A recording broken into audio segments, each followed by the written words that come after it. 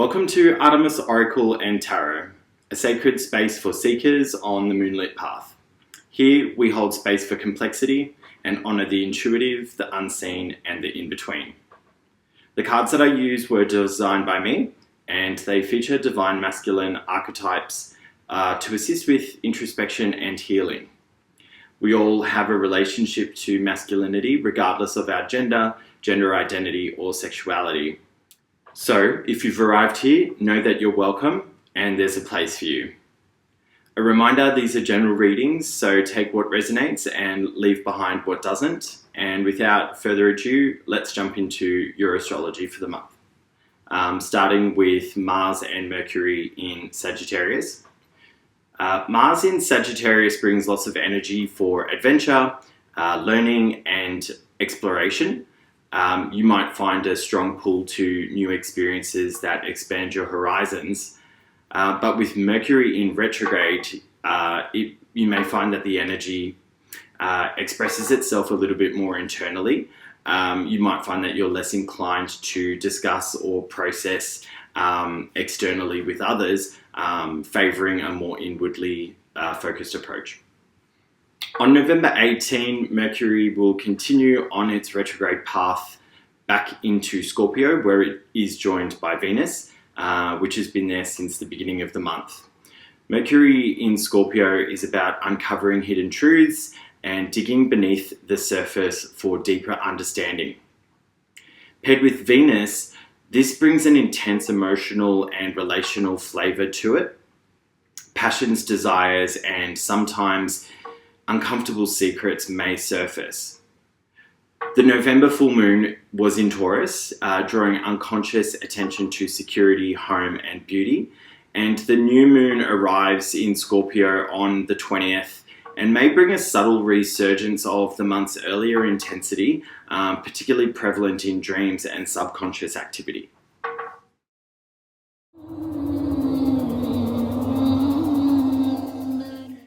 Hey Virgo, and welcome to Artemis Oracle and Tarot. This is your November reading. I hope you've been well since we last connected. This month I will be doing a traditional spread for you. It's the simple Celtic cross with just a slight twist in that it's an integrated spread. So I'll be using some oracle cards mixed in with tarot cards to help tell the story. So without further ado, let's get some incense out and shuffle the cards and see what we've got for you. How about some musk incense? All right, oracle cards.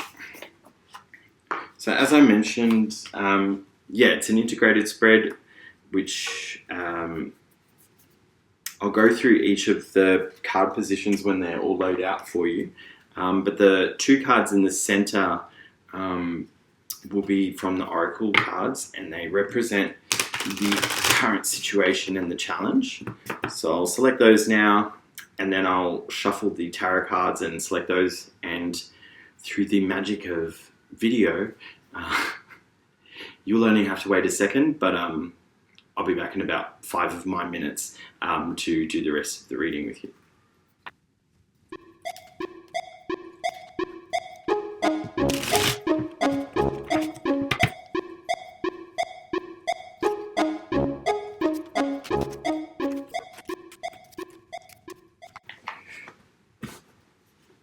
All right, that is all been shuffled and set out for you.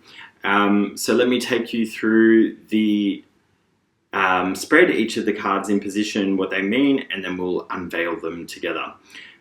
So as I mentioned already, the two center cards, we've got the current situation and the challenge, or the what's blocking you.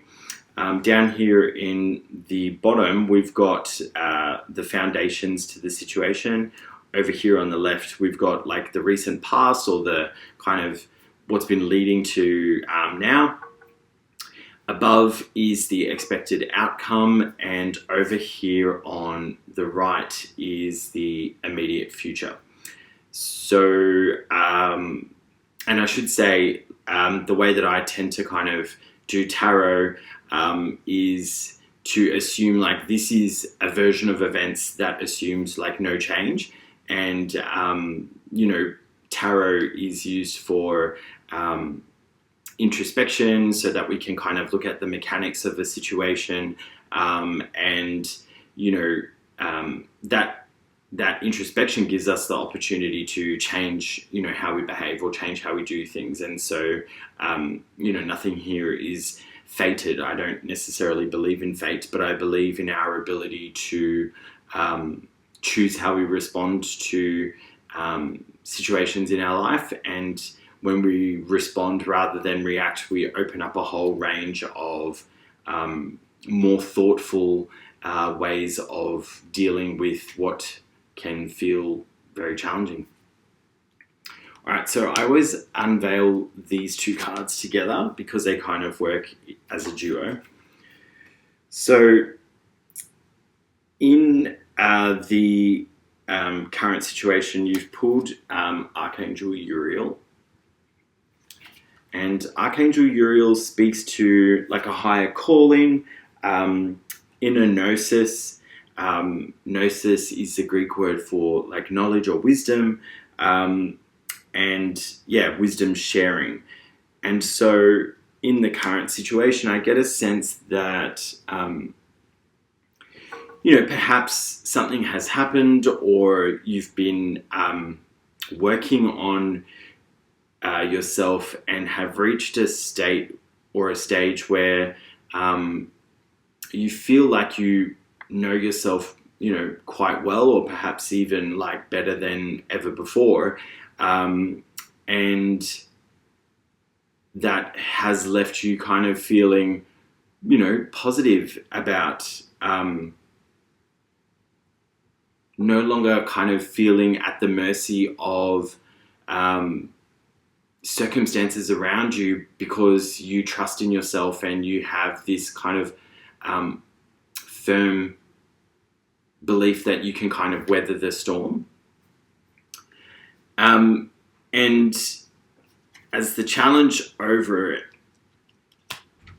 you've picked the Shiva card, and Shiva speaks to shadow integration, spiritual transformation, and ego death. And I mean, these are two really profound cards to kind of have arrive in partnership with each other.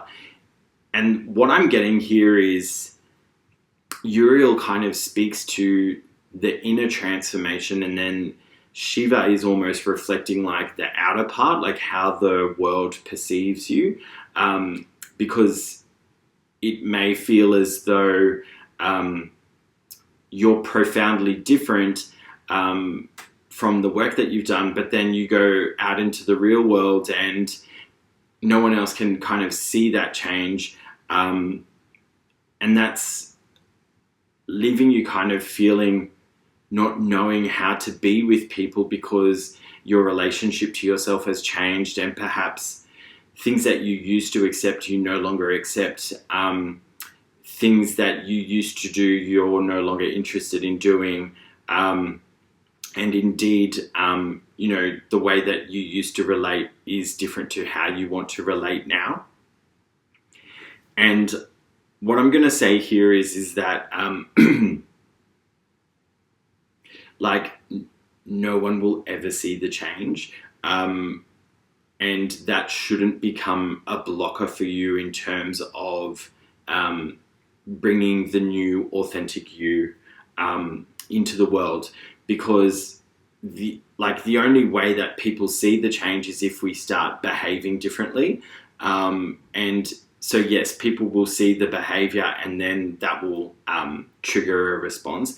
But if we're different on the inside, but then feel compelled to revert back to old behaviors or, you know, allow, you know, relationships to continue as they were, then have we really changed, or are we just telling ourselves the story that we've changed?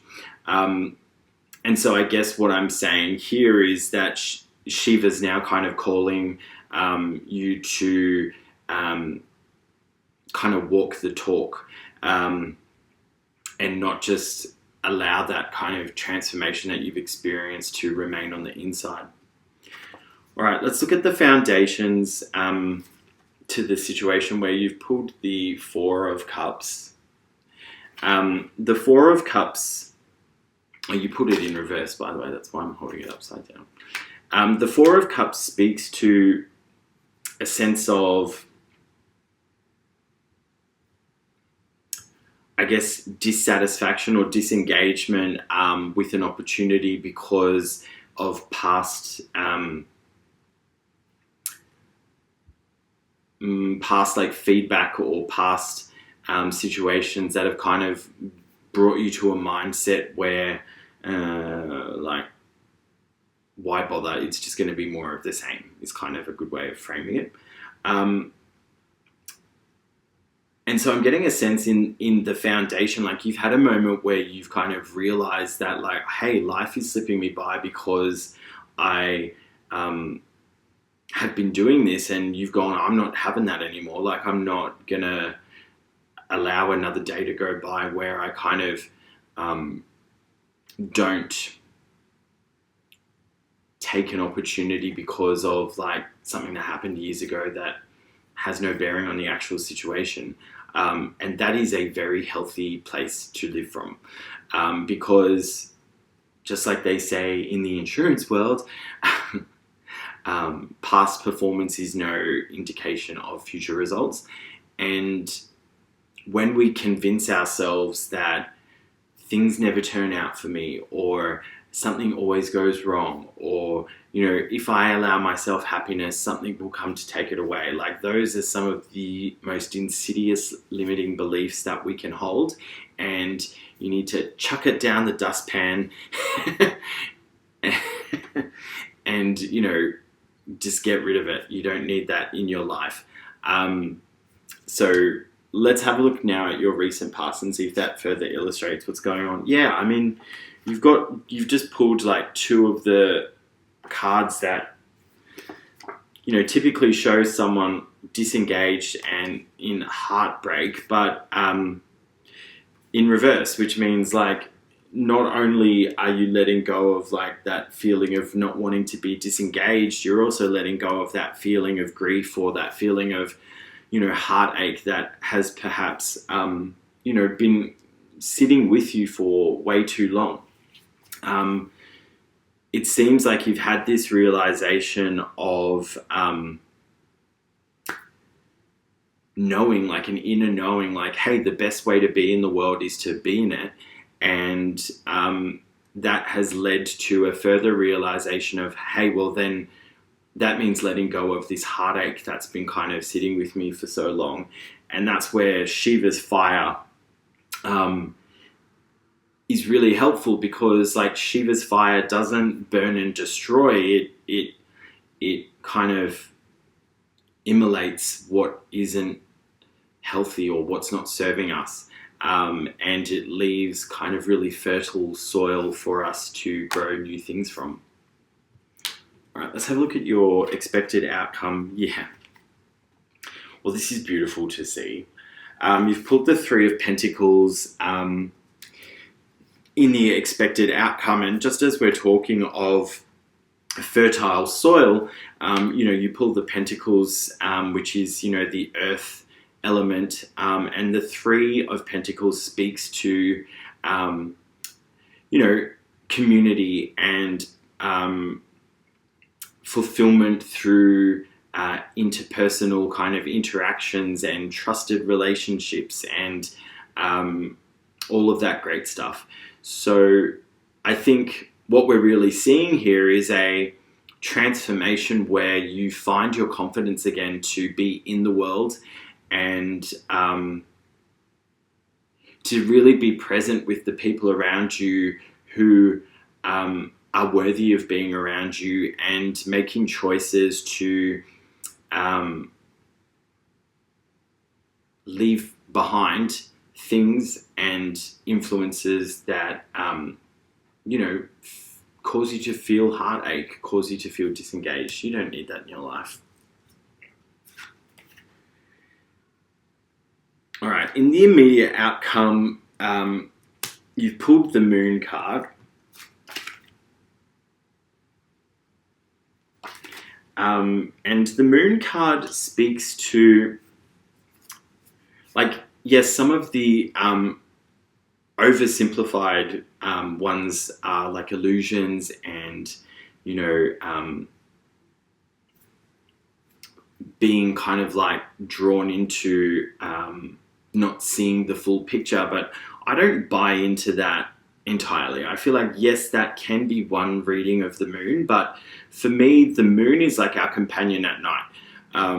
The moon lights a path when there would otherwise just be total darkness. Like, if you imagine what nighttime on our planet would be like without that beautiful, you know, celestial neighbor, like shining the sun's light onto us at night, like, it would be really kind of scary. It would be very dark. You know, maybe not so much for us in our modern age, but certainly, you know, in the times of our forebearers. And that light isn't nothing, right? It is companionship and it is guidance, but also it requires us to trust that we know where we're going. It requires us to perhaps lean on senses that are typically not utilized when the sun is out because we can see. And that's like intuition, that's hunches, that's our dreams. All of these things form part of our awareness and they don't exist for no reason. And in our world of science and technology, we have understated at best or completely disregarded the validity of these things. And yet, why do we have them? You know, our bodies contain the wisdom of, you know, centuries and centuries of deep encoding that allow us to have a sense of knowing of what's going on, and all that's required of us to tap into that is to A, believe that it's there, and then B, like settle into our bodies and listen. And when we can do that, it starts really simply. It just starts with like feeling the sensation and being able to label it. And then when we get into the practice of being in our bodies more, you'll find that the messages start to deepen into more intuitive sense of knowing around what to do in certain situations. And so I think that in the kind of immediate future,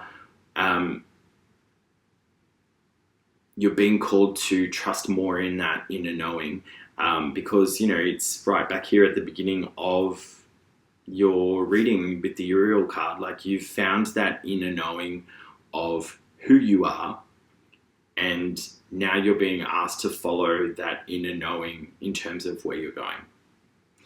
I hope that you enjoyed that, Virgo. That's all I've got for you this month. Thanks for joining, and I will see you back here next time.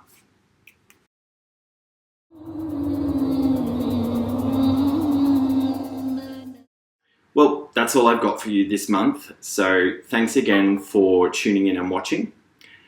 If you'd like to learn more about the cards, read the profiles of the divine masculine archetypes, and more, you can do that all on my website, and the link to that is in the video description below.